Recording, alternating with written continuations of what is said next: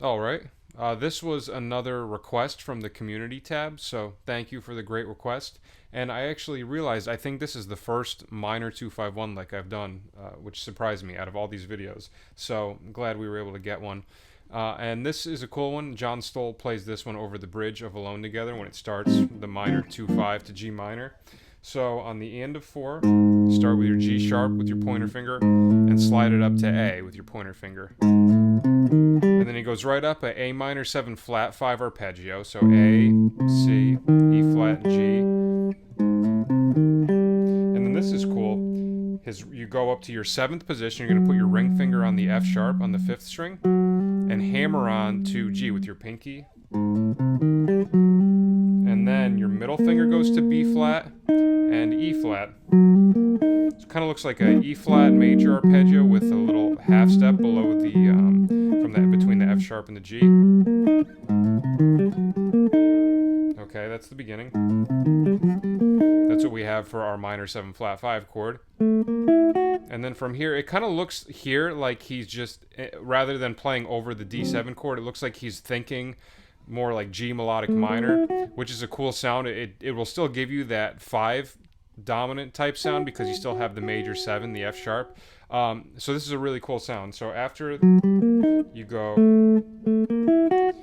pointer finger on A, so this is where the D7 chord starts. A, middle finger on B flat, ring finger on E on the next string, and then pointer finger on F sharp. So this is what I mean. You could visualize that as G melodic minor,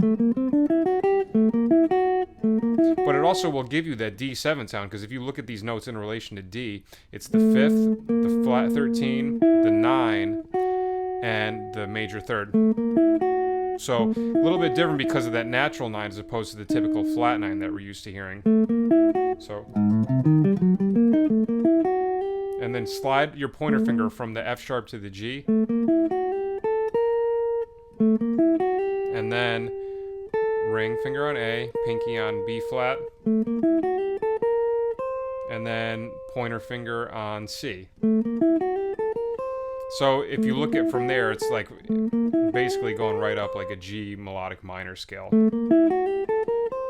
And then here's where it resolves to the G minor. He does ring finger on D, pinky on B flat. So that's the 5 and the 3rd. And then like a little slur type thing where you pick A with your ring finger, pull off to G with your pointer finger, and slide it down a fret to F sharp.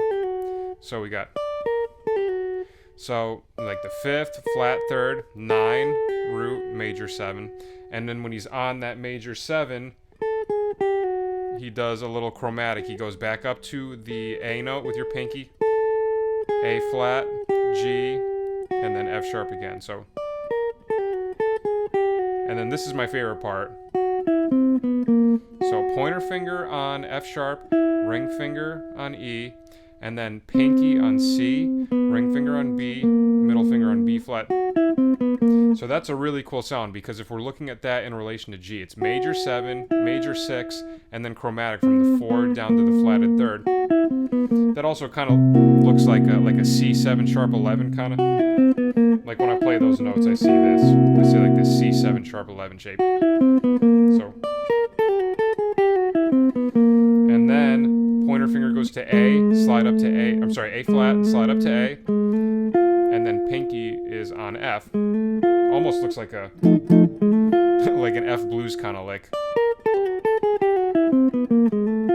And then you end on the G. I'm just ending on the G because it gives that's the note he lands on, but when he lands on it, it's starting the next 2 5s, so like the G half diminished.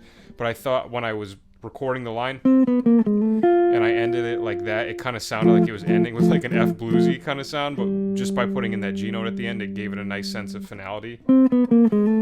So the whole line.